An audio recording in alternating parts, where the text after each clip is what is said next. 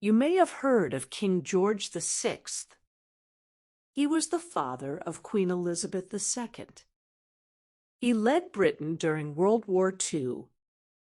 He was a respected king, but he had a serious problem. He stammered when he spoke. Radio was becoming popular in the 1930s. The king's voice reached millions of people.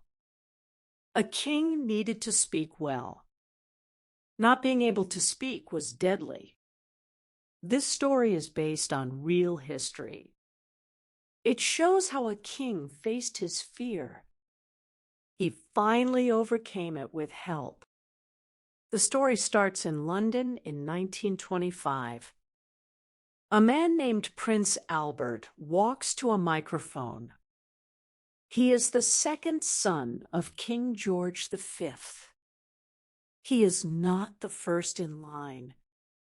His older brother David is the future king. Prince Albert is a shy man.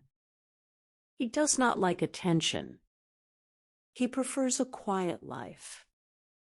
He lives with his wife Elizabeth. They have 2 young daughters, but today he has to give a speech. This is a big public event. Many important people are there. The whole country will listen on the radio. Prince Albert is very nervous. His mouth feels very dry. His hands feel sweaty too. He looks at the microphone. It looks like a monster to him. He opens his mouth to speak, but nothing comes out at all. He tries again with more effort. A sound comes out this time, but it is not a word. It is a strange noise. He stops and takes a breath. He tries one more time. He cannot say the next word. The people in the room look at him. They feel sorry for him. They also feel uncomfortable. Prince Albert feels terrible inside. He wants to run away quickly. Finally, he finishes the speech. It takes a very long time. He walks away with a red face. He feels like a complete fool. This is not the first time.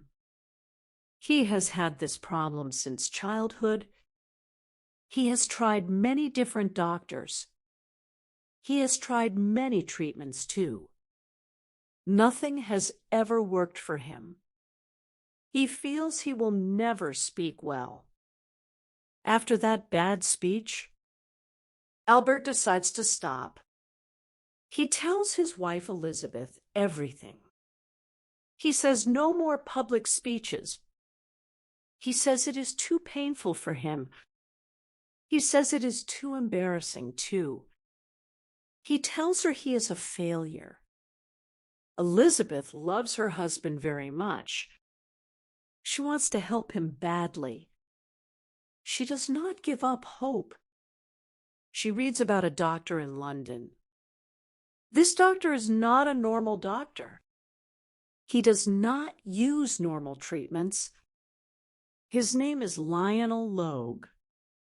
He comes from Australia. He is not a real doctor. He does not have a medical degree. He is a speech therapist instead. He helps people with speech problems.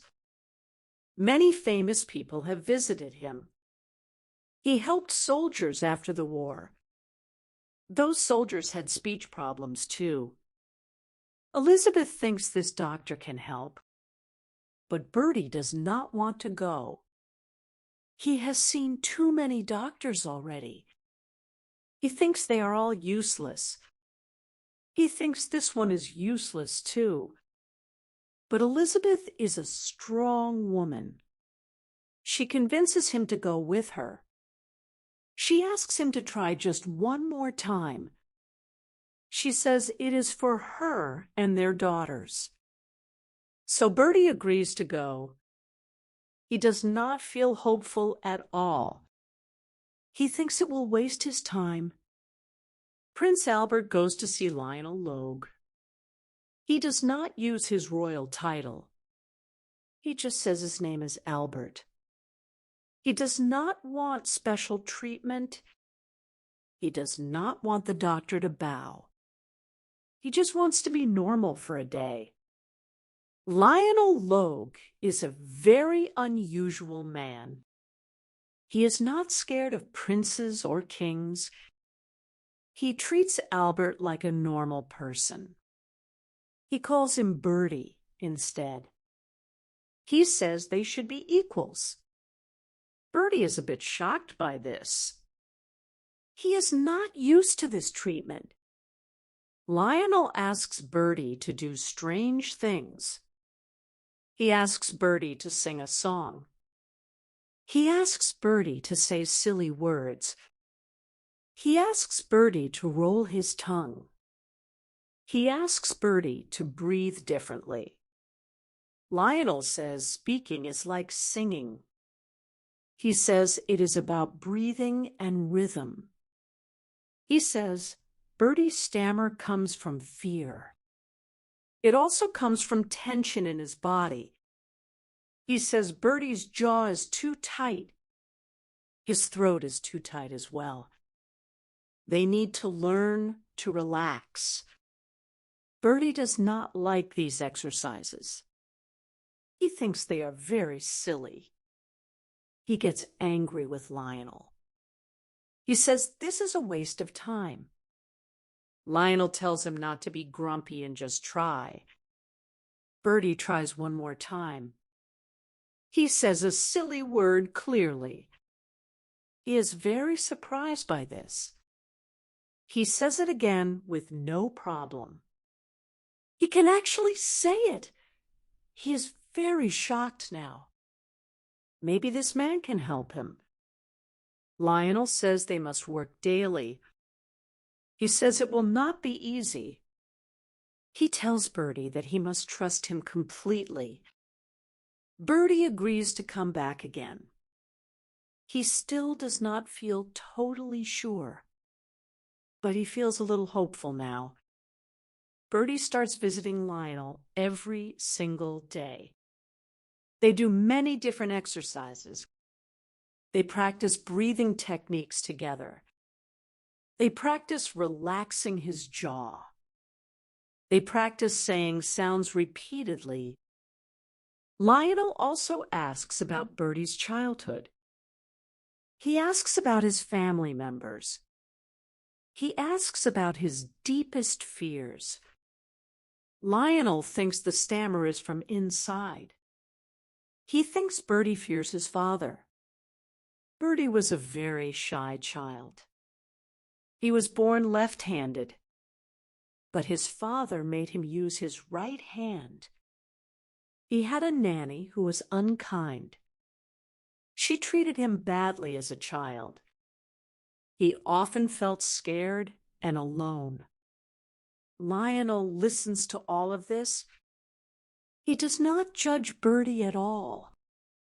He just listens with care. Bertie starts to feel comfortable with Lionel. He starts to trust him slowly. They become good friends over time. Lionel tells Bertie he believes in him. He says Bertie is not a fool. He says Bertie is a smart and strong man. He just needs to believe in himself. Bertie also learns about Lionel's life. Lionel is not a rich man.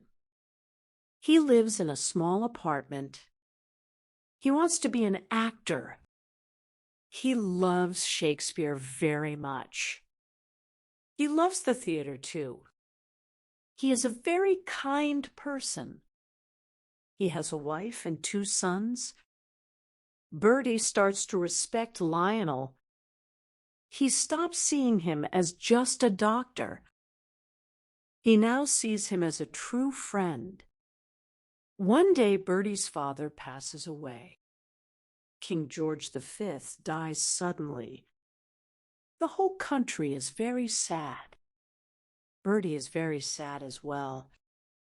But he feels more than just sadness. He also feels great fear now. His brother David becomes the new king. David is now King Edward VIII. But David is a troublemaker. He is a playboy who likes to party. He is not a serious person at all. He loves an American woman. Her name is Wallis Simpson. She is a divorced woman. In those days, the king could not marry her. The church did not allow such a marriage. The government did not allow it either. David loves Wallis very much. He wants to marry her badly. The government tells him no. The prime minister tells him no too. But David does not care about them. He says he will marry Wallis anyway. He will give up the throne if needed. Bertie is very worried about this. He talks to Lionel about everything. He fears that David will destroy the monarchy and their family. Lionel feels sorry for Bertie. Bertie says he never wanted to be king. He still does not want to be king now. But he might have to be king. Lionel tells Bertie he would be a good king. He says Bertie is a good and strong man. Bertie does not believe his friend. He is still very scared inside. David becomes King Edward VIII officially, but he does not stay king for long. After only a few months, he acts. He makes a very shocking decision. He gives up the throne completely. He chooses to marry Wallis Simpson. He gives up being king for love. He becomes the Duke of Windsor now. He leaves England for good. He moves to France with Wallis. Now Bertie has to become king. He is the next in line for the throne. He feels absolutely terrified inside. He does not want to be king. He does not think he is good enough. He cries in Lionel's office openly. He says he cannot do this job. He says he is not a leader. He says he has a terrible stammer. He thinks the people will laugh at him. He thinks he will be the worst king ever. Lionel looks at him seriously. He tells Bertie that he is the bravest man he knows. He fights his stammer every single day. That takes more courage than leading an army. Lionel tells him he will be a good and great king. Bertie wipes his tears away. He feels a little bit stronger now. He decides to accept his duty. He becomes King George VI. He has a big coronation ceremony. He is very nervous about it, too. He has to say many words. He has to repeat many oaths. He practices with Lionel every single day. He works very, very hard at it. He is determined not to fail. The coronation day finally arrives. It is a very huge event. Thousands of people pack the Abbey. Millions listen on the radio worldwide. King George VI must give a long speech. He is extremely nervous about this. He has practiced many times with Lionel, but he still feels so scared. He stands before the microphone now. He closes his eyes for a moment. He thinks about his friend Lionel. He remembers all the exercises. He takes a very deep breath. He begins to speak out loud. The first words come out smoothly. He continues with more words. They come out very well, too. He starts to feel more confident. He says the whole speech without big problems. He has a few small hesitations, but he never gets stuck completely. He finishes the speech successfully. The people inside cheer loudly. They feel very happy for him. The king feels very happy, too. He cannot believe what he just did. He actually did it perfectly. He walks down from the platform. He goes straight to Lionel. He shakes his friend's hand warmly. He thanks Lionel for all his help. Lionel tells him he did it himself. He just showed him the way. They both smile at each other. This is a very happy moment. But this is not the end. A bigger challenge is coming soon. The year is now 1939. A terrible war is about to begin. Germany wants to control all of Europe. Great Britain is not ready for war. The people are very scared. They need a leader to give them hope. King George VI must give a very important speech. He will speak to the whole British Empire. Millions worldwide will listen on the radio. The speech is about the coming war. He must tell the people the truth. They are at war with Germany now. He must tell them to be brave. He must tell them to be strong. He is the symbol of the country. He must be calm and confident, but he still has his stammer. He is more scared than ever before. He goes to see Lionel immediately. He tells Lionel that he cannot do this speech. He says it is far too important. If he stammers, the people will lose hope. The country will lose all hope. Lionel tells Bertie that they have worked for years. He says Bertie is fully ready for this. He is much stronger now. He is a king and a leader. He can certainly do this. Lionel promises to stand right next to him. He will help him through it. Lionel also says the people will listen closely. They will hear his brave voice. They will not care about small pauses. They will hear his true heart. They will know he truly cares. That is the only thing that matters. The big day for the speech arrives. It is a very dark day indeed. World War II has just started. The king is in a small room. He is inside Buckingham Palace. He stands before the microphone. Millions of people are listening now. They are in their homes and shops. They are in their factories too. They listen to their king speak. They are very nervous about the war. They need to hear some good news. They need to hear brave words. The king is also very nervous. He looks down at his paper. He wrote the speech with Lionel. It has many powerful words inside. He puts his hand on the microphone. Lionel is standing right beside him. Lionel moves his arms like a conductor. He tells Bertie to breathe deeply. He tells Bertie to speak very slowly. Bertie takes a deep breath in. He begins to speak out loud.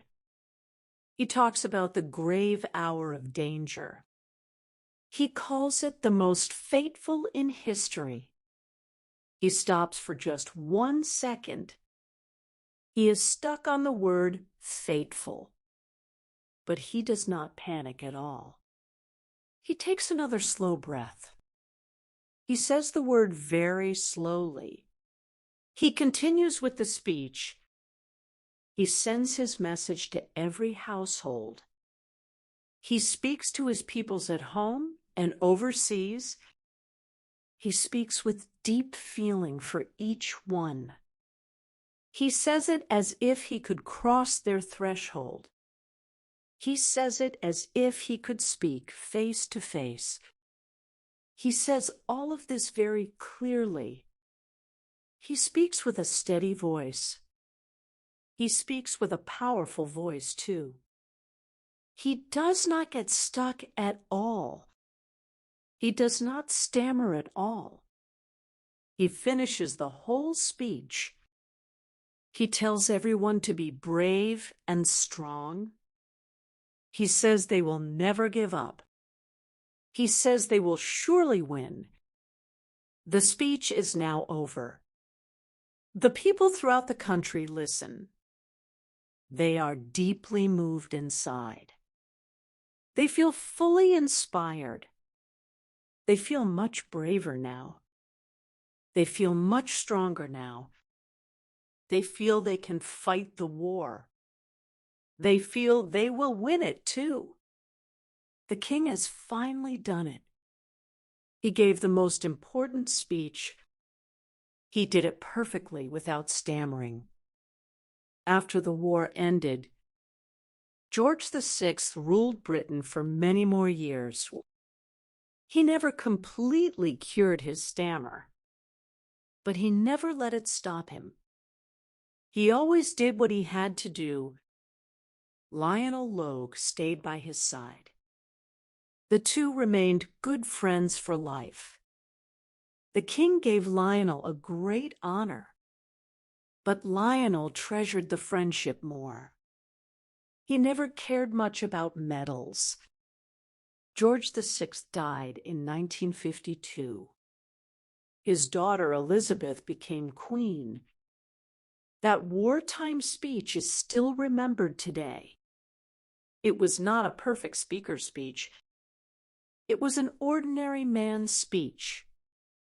He faced great fear that day. He chose to speak with courage, and that made all the difference.